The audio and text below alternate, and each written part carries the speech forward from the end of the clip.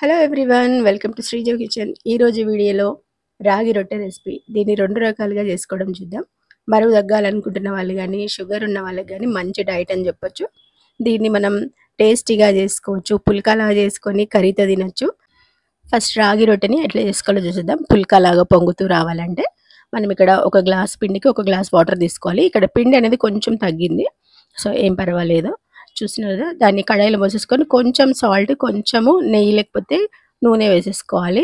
ఆ పిండి అనేది మంచిగా సాఫ్ట్గా కావడానికి అనమాట. తర్వాత ఆ నీళ్ళు బాగా మరిగేటప్పుడు పిండిని వేసేసి ఇట్లా కలిపేసుకోవాలి. స్టవ్ ఆఫ్ చేసేసి ఇంకా దించేయాలన్నమాట. మూత పెట్టేసి అది కొంచెం చల్లగైన తర్వాత గోరువెచ్చగా ఉంటుంది. సో అప్పుడు మనం మళ్ళీ ఒకసారి చేతిని బాగా కలిపేసుకోవాలి. దీన్ని నీట్ చేసుకోవాలన్నమాట బాగా మెత్తగా. ఇక్కడ కొంచెం మెత్తగా అనిపిస్తే మనం పొడిపిండి చల్లుకోవచ్చు.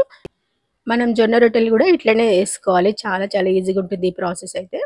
సో చూస్తున్నారు కదా, ఆ పిండిని బాగా నీట్ చేసేసుకొని చపాతీలు ఎంత సైజు కావాలనుకుంటో అన్ని ముద్దలు చేసుకోవాలి. ఒక పిండి ముద్దని తీసుకొని కొంచెం పొడి పిండి చల్లుకొని ఇంకా రోల్ చేసుకోవాలన్నమాట. మరి గట్టిగా ప్రెస్ చేయొద్దు, నార్మల్గా పైన పైన ప్రెస్ చేసి అది నీట్గా వచ్చేస్తుంది. చూస్తున్నారు కదా, ఇట్లా రౌండ్గా వచ్చేస్తుంది అనమాట. దీన్ని బాగా వేడిగా ఉన్న ప్యాన్ మీద వేసేసి పైన పొడి పిండి ఉంటుంది కదా, కొంచెం వాటర్ అద్దేస్తే సరిపోతుంది. జొన్న రొట్టెకి చేసినట్టే ఇట్లా రెండు వైపులా మంచిగా కాల్చేసి వీటిని హాట్ బాక్స్లో పెట్టేసుకోవాలి. ఎంతసేపు అయినా సరే అవి మెత్తగానే ఉంటాయి, గట్టిపడవన్నమాట. చాలా చాలా హెల్దీ ఈ రొట్టెలు అయితే. చేసే ప్రాసెస్ కూడా చాలా ఈజీ, ఎవరైనా చేసేసుకోవచ్చు. చూస్తున్నారు కదా, చాలా సింపుల్గా చేసుకోవచ్చు అనమాట. నైట్ అన్నంకి బదులు సింపుల్గా అప్పటికప్పుడు వేడివేడిగా ఈ రాగి రొట్టెలు చేసుకొని తినేసేయండి. చాలా మంచిది హెల్త్కి. షుగర్ ఉన్న వాళ్ళే కాదు, ప్రతి ఒక్కరు తింటే ఇంకా మంచిది అనమాట. సో వీడియో నచ్చితే తప్పకుండా ట్రై చేయండి. నెక్స్ట్ అయితే రాగి రొట్టెని మరి కొంచెం హెల్తీగా టేస్టీగా చేసుకోవడం చూద్దాం. ఇక్కడైతే రాగి పిండిని ఒక బౌల్లోకి వేసేసుకోవాలి.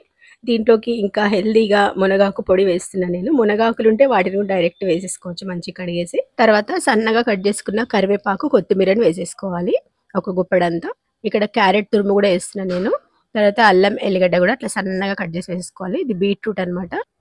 తర్వాత కొంచెం జీలకర్ర వేసుకోవాలి, ఒక హాఫ్ స్పూన్ అంతా.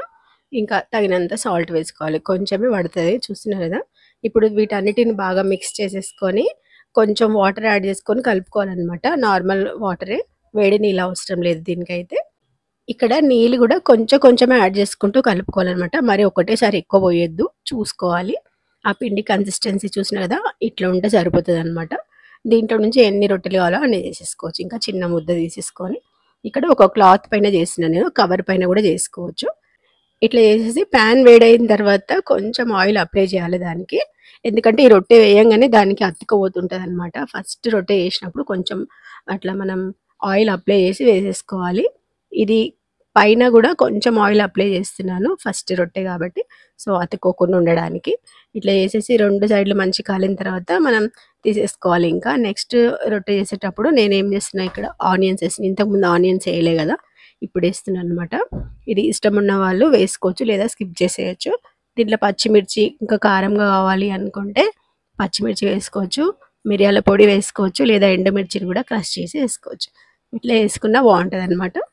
సో పిల్లలకి కొంచెం కారం వద్దు అంటారు కాబట్టి నేను అట్లా చేసిన. ఫస్ట్ రాగి రొట్టెల్ని ఇట్లా ఎప్పుడైనా ట్రై చేయండి, చాలా చాలా మంచిది అనమాట హెల్త్కి.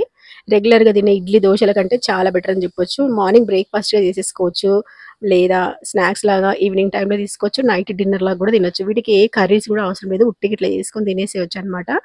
సూపర్ టేస్టీగా ఉంటాయి, పిల్లలకి పెద్దవాళ్ళకి అందరికీ నచ్చుతాయి అనమాట. ఈ రాగి రొట్టెల్ని మనం ఇట్లా చేసుకొని రైతాతో తింటే ఇంకా బాగుంటాయి అనమాట. సో కొంచెం పెరుగులో కొంచెం సాల్ట్ వేసుకోవాలి, కొంచెం జీలకర్ర పొడి వేసుకోవాలి, ఆనియన్, కొత్తిమీర వేసేసుకోవాలి. అంతే, సింపుల్గా చేసుకోవచ్చు. క్యారెట్ తురుము ఉంటే అది కూడా వేసేసుకోవాలి. జస్ట్ ఇట్లా వేసేసుకొని దీంతో పాటు మనం ఈ రాగి రొట్టెల్ని సర్వ్ చేసేసుకోవాలి.